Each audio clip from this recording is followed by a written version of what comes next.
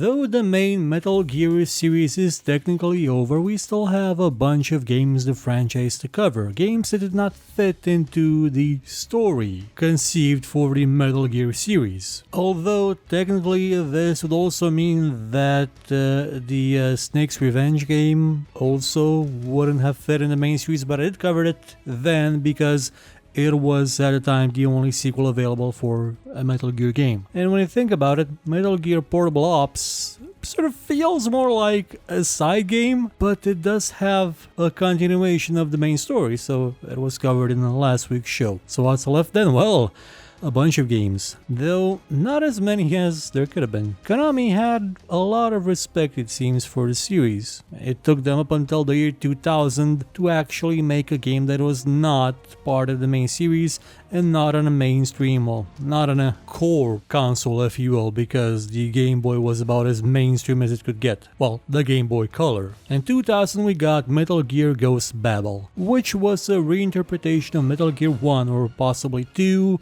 with a few features that were borrowed from the later games, like being able to lean against a wall or move in other directions than just straight up down or straight left right. You could move diagonally, which made for some very interesting gameplay opportunities that it didn't have in the first two Metal Gear games, like shooting on a diagonal or not getting stuck on everything. This was not a game that would blow your mind if you were just coming off of Metal Gear Solid, but for a portable game, it scratched the itch of wanting more Metal Gear, and it did it really well. People really liked it. So it's kind of baffling that for 4 years you didn't really have any other kind of portable games tied into the Metal Gear series. Another one would come all the way in the year 2004 in the form of Metal Gear Acid. But unlike Metal Gear Ghost BABEL, Metal Gear Acid wasn't really a Metal Gear game in terms of gameplay.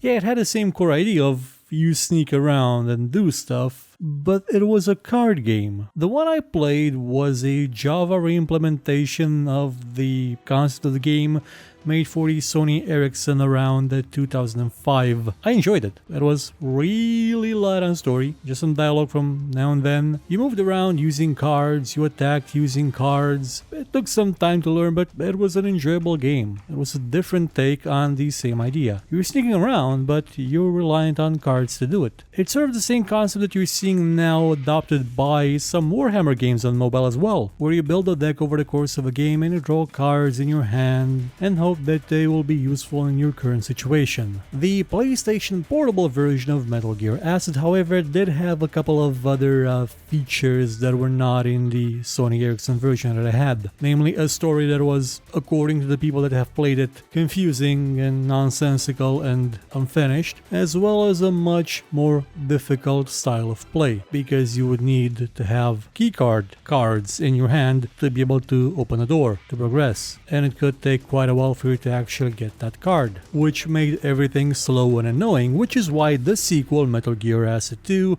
did away with pretty much all of that. You didn't need any cards to progress, you just played using the deck and fighting enemies and sneaking past them, and it was a much more enjoyable game in that style. It's also worth to note that Acid is in its own Metal Gear universe of sorts that doesn't really take into consideration pretty much any of the previous ones, and the second one does go to ridiculous extents in some places and has more of a cel-shaded graphic style. So it was clearly meant to be something different than Metal Gear as we knew it, but still maintaining the facade of Metal Gear. The next spin-off of the series would come in the year 2008 in the form of Metal Gear Mobile, which was released on the N-Gage platform first and foremost, and it was a serviceable reinterpretation of the Metal Gear Solid style of gameplay, set somewhere in the Metal Gear Solid 2 style, where you were going from room to room doing things to people that involved usually choking them to death or sneaking past them. It was a linear story-focused video game made for mobile phones that didn't really last more than an hour. It even came pre-installed on mobile phones branded with the Metal Gear logo. Why wouldn't it? It was also in the year 2008 that the online component of the main Metal Gear series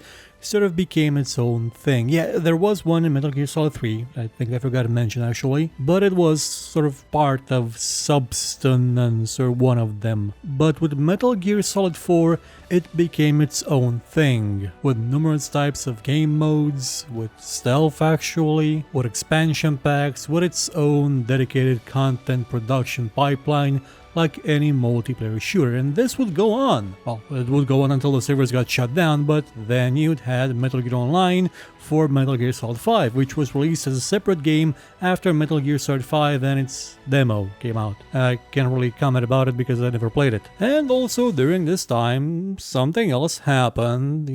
The smartphone craze began when people realized that, oh, Apple invented the touchscreen or something, and we had mobile touch-enabled games based in the Metal Gear series. We had, for example, Metal Gear Solid Touch, which is the worst game in the franchise. You essentially just move a target on screen and Snake will pop up and shoot things. Much in the same way we had Metal Gear Solid Social Ops, which is also the worst game in the franchise, as it is one of those really horrible, annoying mobile games, or Facebook games honestly, with limited energy per day and kinda no gameplay. We just have to click at the right moment and oh, success! X points! Tens of screens where people congratulate you, and by people I mean some picture of some lady they generated in 3D or got from somewhere that looks nice on the cover because Snake would be, oh, not popular enough with the 5-year-olds playing it or something, I don't know. Technically it wasn't even released outside of Japan and no one's complaining about it because it was kinda horrible. Oh sure, as a horrible mobile phone game / Facebook game, yeah, well, it's probably nice enough, much in the way that being kicked in the face is better than being kicked in the scrotum, but you still kind of wish that neither Metal Gear Solid Touch or Metal Gear Solid Social Ops existed. And up until now, you sort of got the feeling that, maybe Konami wasn't really doing this thing right. Yeah, Ghost BABEL was okay, the Acid series had their own thing, but they were really not into making secondary Metal Gear games that were, amazing or great or more in line with the series' gravitas, its core, its values, with that grandeur. All that would change when there came word of Metal Gear Rising, a game that would again star Raiden, where we would see his transformation from Jack that we knew in Metal Gear Solid 2 to the cyborg ninja he was in Metal Gear Solid 4, and it had a really neat gimmick to it, Zandatsu, where you would just be able to cut everything, and I mean everything, into small, little tiny itsy-bitsy slices. It looked amazing. But Kojima Productions and Konami really didn't know all that well where to take it.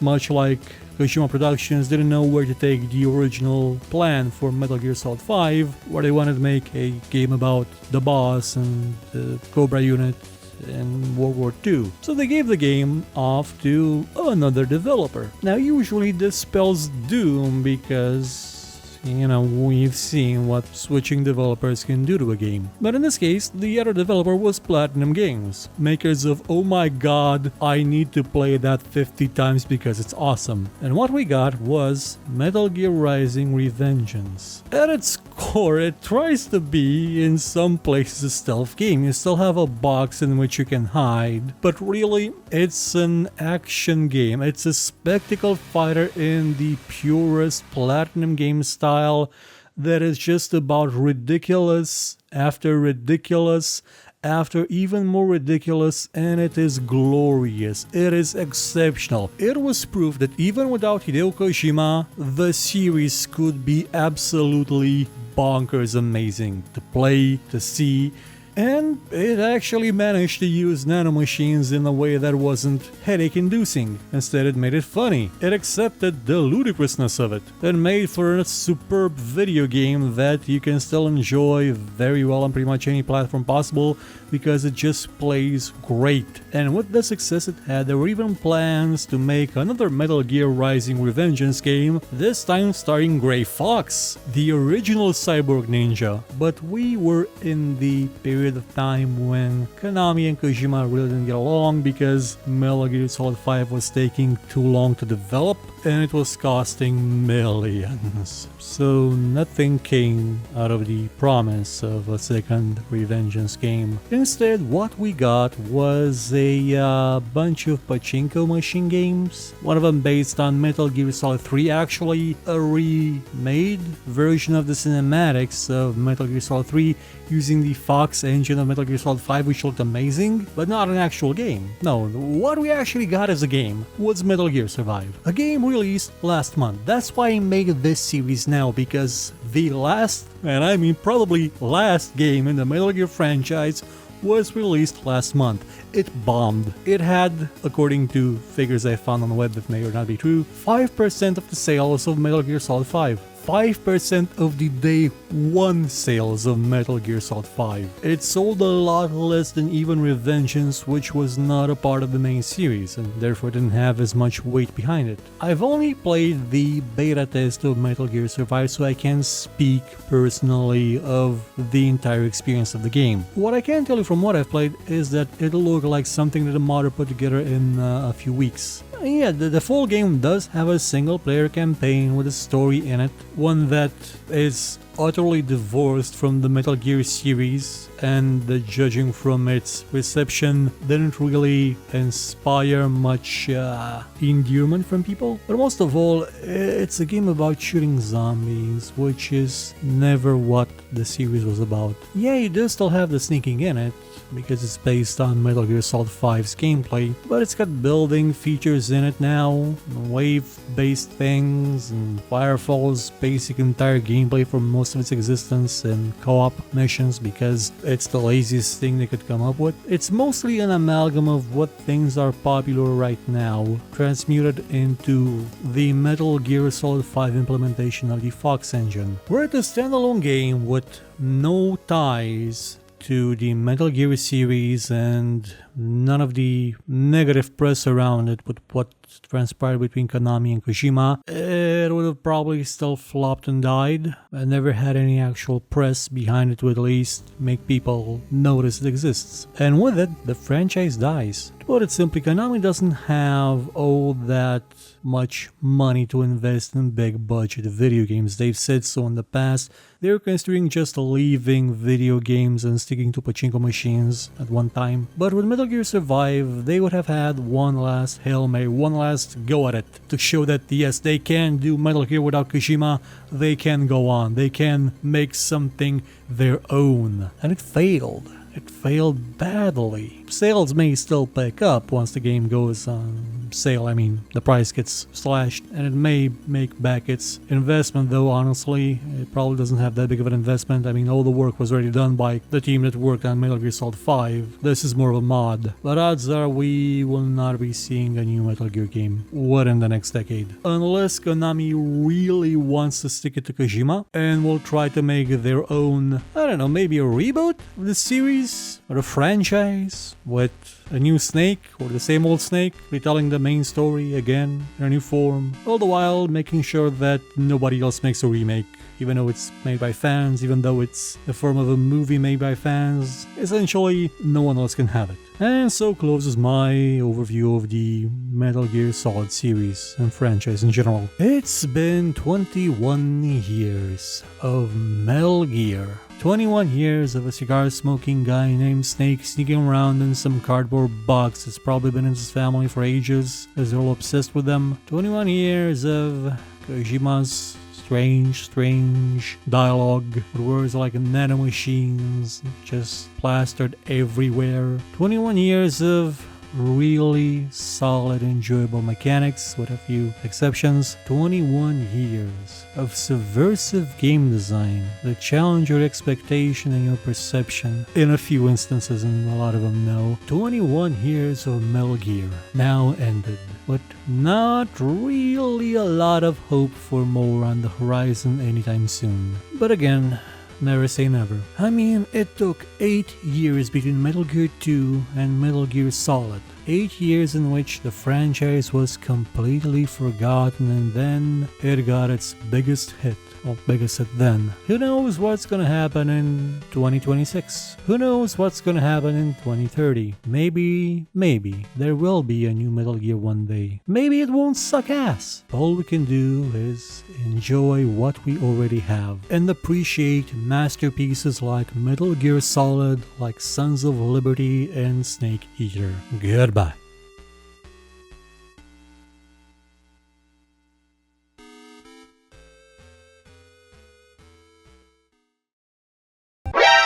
Metal Gear.